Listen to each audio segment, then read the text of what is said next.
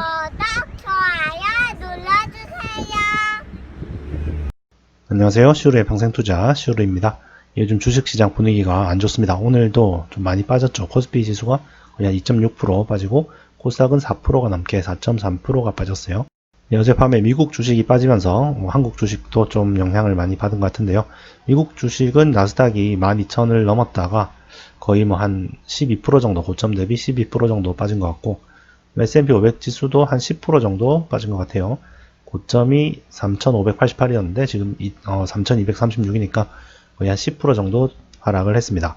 코스피 지수는 조금 덜 하기는 하죠. 코스피 지수는 한 고점 대비해서 7% 정도 빠진 것 같은데, 7%에서 10% 정도 빠지는 게 사실 뭐 주식을 하다 보면은 드물지 않게 겪을 수 있는 일인데, 올해 처음으로 주식을 시작하신 분들은, 코로나 이후로 처음 시작하신 분들은 좀 되게 당황스러울 수가 있을 것 같습니다.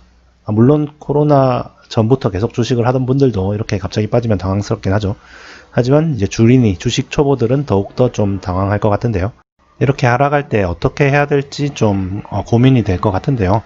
일단 손절을 하고 좀 하락을 피한 다음에 나중에 안정이 되면 다시 들어갈 것인지, 아니면 그냥 존버할 것인지, 그것도 아니면 추가 매수할 것인지, 빚까지 내서 매수할 것인지, 이렇게 고민이 될 것 같아요. 고민이 될 때는 좀 큰 그림을 그리면 좋죠. 크게 보면은 뭔가 생각이 정리가 되니까요. 그럴 때는 S&P 500 지수의 역사적인 차트 그래프를 보시면 좀 도움이 될 것 같아요.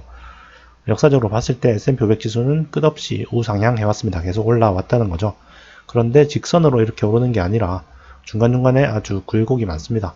한 5%에서 10% 정도 내리는 거는 거의 뭐 매년 있는 일이죠. 일단 뭐 올해는 뭐 말할 것도 없이 코로나로 한 30% 넘게 내렸었고, 작년에는 여기 한 2940에서 2750이니까 이것도 뭐 한 7% 정도는 내린 거죠. 여기도 마찬가지고. 이렇게 조금 내린 것 같지만 이게 한 7% 정도 됩니다. 그리고 재작년에는 뭐 거의 한 20% 내렸었고, 적어 보이지만 거의 뭐 이런 게 다 한 10% 정도 되는 하락입니다. 이렇게 10년 넘는 초강세장이었던 미국도 이렇게 10%씩 내려가는 일이 뭐 제법 자주 있었어요. 그럴 때마다 매번 주식을 팔고 도망갔다면 어떻게 됐을까요? 이렇게 10년 넘는 상승을 아주 일부밖에 누리지 못했겠죠. 아니면 손해를 봤을 수도 있고요. 주식 시장에는 기본적으로 머물러 있어야 됩니다. 왜냐하면 기본적으로 상승하기 때문이에요. 뭐 현금 비중을 어느 정도 가지고 있는 건 괜찮지만, 이렇게 하락할 것 같을 때마다, 조금 하락할 때마다 다 도망가 버렸다가 나중에 안정되면 들어야지, 이래 가지고서는 주식으로 돈을 벌기가 힘들 겁니다. 주식시장이 조금만 하락을 해도 이런 분들이 많습니다. 지금 뭔가 심상치 않으니까, 조짐이 안 좋으니까, 폭락할 것 같으니까 지금 100% 다 팔고 나왔다가 좀 시장이 안정되고 이러면은 다시 들어가야 되겠다, 이러신 분들이 많은데, 그런 분들이 꼭 게시판에 막 글도 남기고 댓글도 달아요. 저는 뭐 오늘 100% 현금화 했습니다, 이래가지고 또 그 뒤에 뭐 며칠 좀 더 폭락을 하면은 이제 댓글로 자랑을 하죠. 저는 뭐 며칠 전에 현금화를 100% 해놔서 괜찮은데 참 걱정입니다, 정말 무섭네요, 막 이런 식으로 댓글을 달죠. 자랑 댓글을. 그런 분들이 잘하는 것 같지만 사실 돈을 별로 못 벌었을 거예요. 그 시장이 약간 하락했다고 다 팔아버리고 도망가시는 분들은 아마 장기적으로 봤을 때 큰 돈을 벌기는 힘들 겁니다. 그런 분들의 패턴을 보면은 이런 식이죠. 이렇게 주식시장이 상승을 하다가 갑자기 한 3~4% 정도 이렇게 하락을 하면은 이거 뭔가 심상치 않은데 대폭락이 올 것 같아, 일단 현금화하고 나서 관망해보자 해서 100% 현금화를 해버립니다. 그 뒤로 이제 주식시장이 뭐 좀 더 빠지면은 역시 현금화 하기를 잘했어, 뭔가 심상치 않아, 이렇게 생각을 하겠죠. 그러다가 뭐 약간 반등을 하면은 뭐 이 정도는 진짜 일시적인 반등에 불과할 수도 있으니까 좀 더 지켜보자.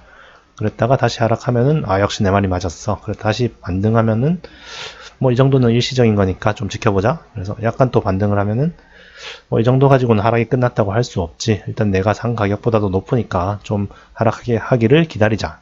근데 갑자기 또 올라가기 시작합니다. 그러면은 이제 완전히 회복되었나 보다, 이제 다시 사자. 오잉? 여기서 팔아놓고 이제 다시 여기서 사는 거죠.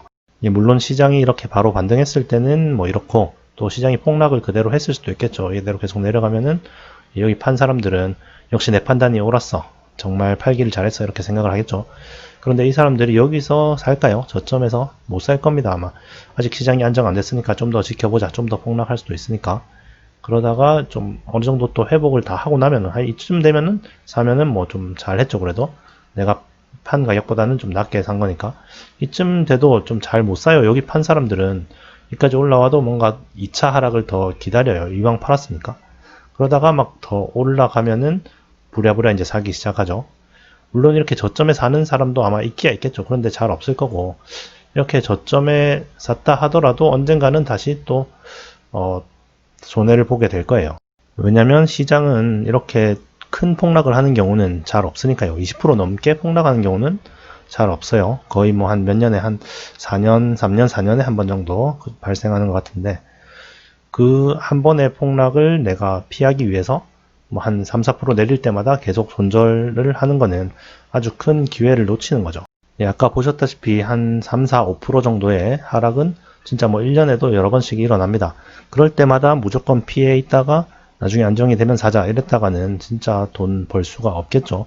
20%, 30% 떨어지면은 물론 재수가 좋아서 나는 피할 수 있겠지만, 그게 아니라 보통은 다 그냥 한 3, 4% 떨어졌다가 다시 올라가요.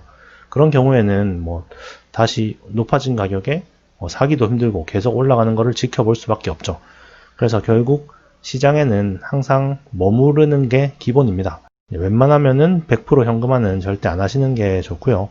하더라도 시장이 진짜 급격하게 상승해서 계속 상승기에 있을 때 뭐 조금씩 현금화를 해야지, 하락하고 나서 현금화 하는 거는 아주 안 좋은 선택이죠.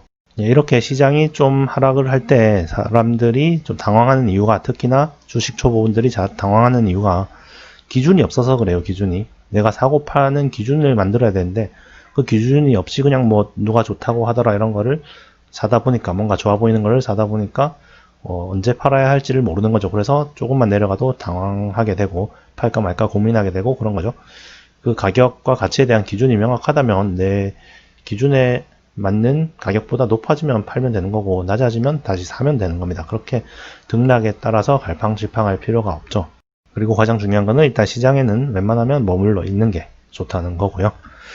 하락이 언제까지 지속될지는 모르겠지만 어쨌든 여러분들은 좀 잘 버티셔가지고 인버스할 생각하지 마시고요. 좀 좋은 수익을 얻으셨으면 좋겠습니다. 오늘도 시청 감사드리고요. 또 다음에 뵙겠습니다. 감사합니다. 거다